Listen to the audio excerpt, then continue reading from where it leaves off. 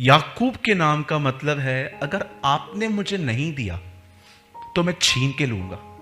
ये उसके नाम का अर्थ है, झपटने वाला। इंग्लिश में कहा जाता है ग्रैबर। आपने देखा बचपन में जब वो पैदा हुआ तो अपने भाई की एड़ी को पकड़े पैदा हुआ था। और जानते हैं जब प्रभु से मिला तो प्रभु का भी पांव पकड़ा था उसने। Is very smart man. ये पैरों को पकड़ता था। थैंक गॉड पैर डालता नहीं था, लेकिन पैरों को पकड़ता था। अब जानते हैं एक दिन क्या हुआ, इसने एक चीज जान ली अपने जीवन में कि अगर डैड मरा तो मुझे कुछ नहीं मिलना है, जो भी है एसाव का।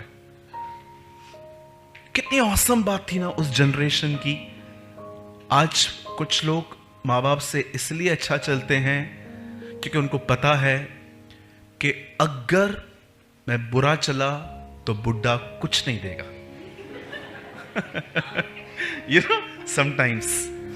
लेकिन जानते हो उन दिनों में वो लोग अच्छा क्यों चलते थे? उन्हें पता था अगर बाप ने हृदय से कुछ कह दिया, I will be blessed, I will be blessed. Don't worry, यहां देखिए सब, मैं आशीषित हो जाऊंगा।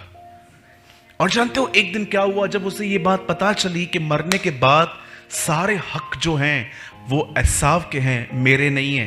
एक दिन उसने अपनी आवाज को चेंज किया और आप जानते हो अपने भाई को उसने मूर्ख बनाया। उसके बाद जब वो अपने डैड के पास गया उससे भी उसने चेंज किया, अपने आवाज को बदल के। मैं आपसे पूछना चाहता हूं, आज आगे का वर्ड भी मैं इस पे लूंगा। आज मैं आपसे पूछना चाहता हूं, कितने लोग ये बात जानते हैं एसाव ने जिस दिन अपने पहलोठे होने का पद बेच डाला, आप जानते होंगे ना, ही वॉज अ हंटर, वो एक शिकारी था। और जब वो वापस आया तो बड़ा भूखा था और उसने आके याकूब ने कहा मुझे अपने पहलोठापन बेच दे। बोलता है हाँ ले ले, और मैं तुझे दाल भी दूंगा। हाँ ले ले, मैं इसका क्या करूंगा, मुझे दाल दे दे, सूप दे दे। अब जानते हो प्रभु को यह बात बहुत बुरी लगी। पूरी बाइबल के अंदर आपको एक चीज मिलेगी, परमेश्वर ने याकूब से प्रेम किया, एसाव को अप्रिय जाना। क्यों?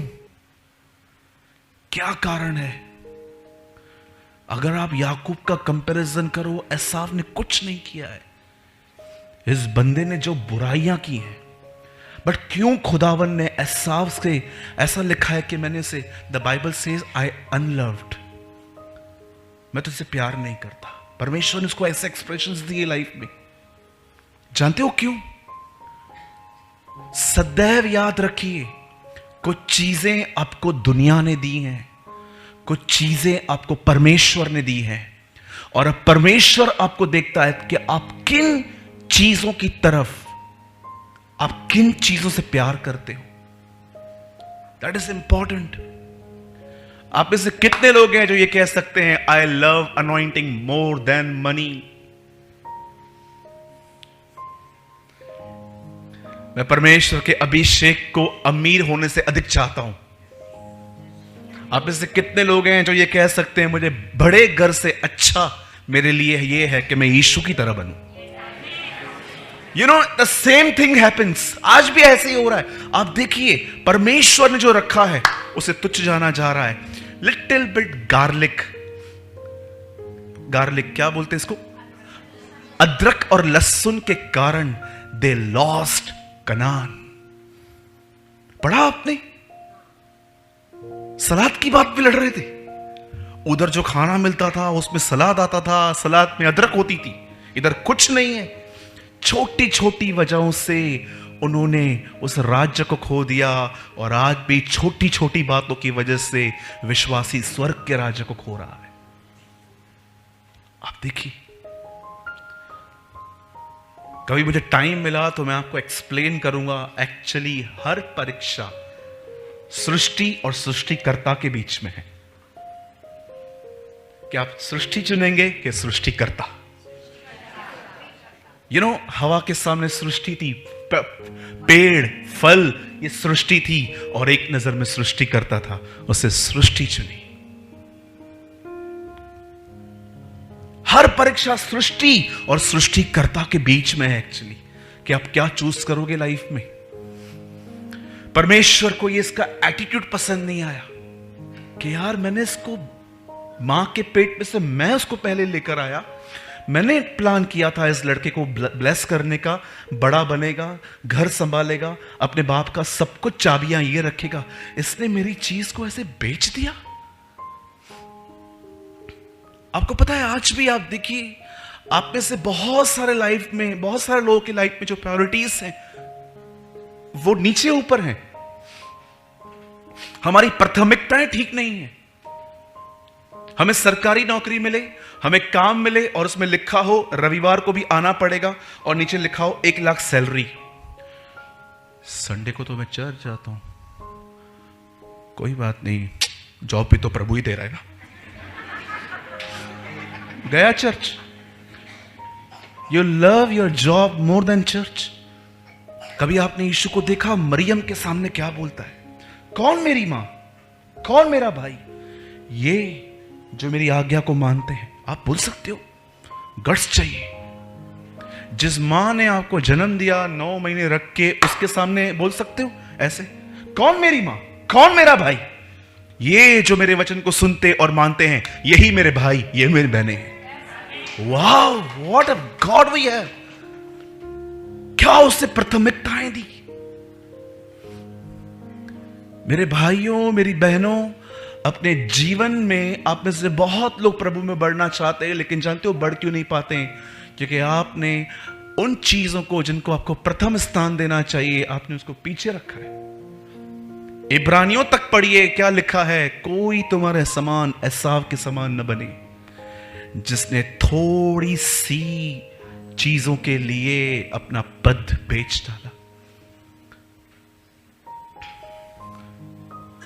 मैं संदेश को बहुत लंबा आपको समझा सकता हूं, लेकिन आज पता नहीं क्यों जब मैं यहां पर भाई लोग आराधना कर रहे थे, मुझे मन में आया, प्रभु ने कहा इसके ऊपर बात कर तू, मैं चाहता हूं तू उसके ऊपर बात कर। आई डोंट नो ये वर्ड किसके लिए है, कि परमेश्वर किससे तो कह रहा है कि तूने अपने जीवन में मुझे बहुत नीचे और वस्तुओं को बहुत ऊपर रखा है। आप में से कितने लोगों ने इस अद्भुत वचन को बाइबल में पढ़ा कि जब जीसस क्रॉस पे था, उसके पूरे हाथ पैर लकड़ी में ठोके गए थे, उसने एक बार भी ये नहीं कहा कि पिता मुझे बहुत दर्द है। आपको कहां पर भी, चारों गॉस्पेल्स आप पढ़िए, आपको कहां पर भी ये प्रेयर नहीं मिलेगी। हर बार उसने यही कहा, हे परमेश्वर तूने मुझे क्यों छोड़ा।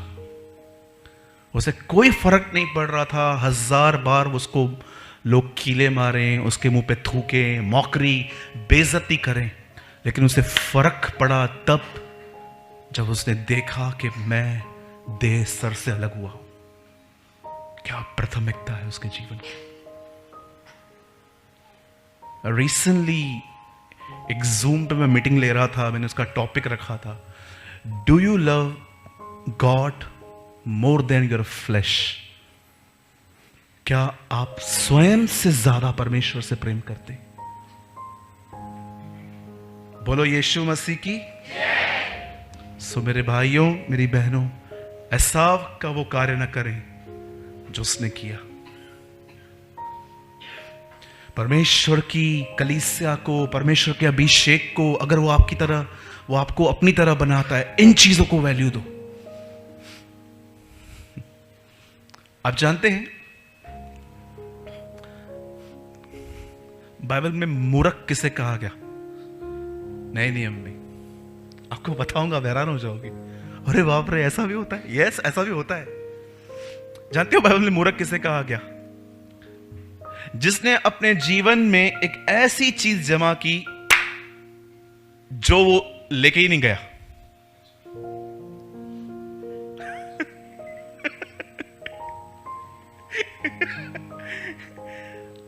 भाई आप बाइबल पढ़ते हो, हम भी वही पढ़ते। हाँ, मैं भी वही पढ़ता हूं, मैं देख पाता हूं चीजों को।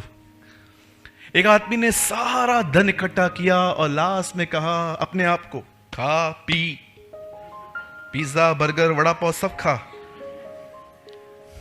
तेरे लिए बहुत कुछ है। प्रभु ने कहा मूर्ख। अब जानते हो नए नियम में खुदा ने मूर्ख किन्हें कहा? जिन्होंने एक ऐसी चीज को जमा किया जो उनकी ही मदद नहीं कर पाई। अंत में यीशु ने कहा अगर तुम सब पालो और अंत में तुम्हें अपनी आत्मा खोनी पड़े, उस दिन वो लोग मूर्ख गिने जाएंगे। पर हर वो व्यक्ति जिसने इस पृथ्वी पर निर्णय लिया था कि वो प्रभु का पीछा करेगा, वो हर आदमी न्याय के दिन बुद्धिमान गिना जाएगा। हर वो व्यक्ति।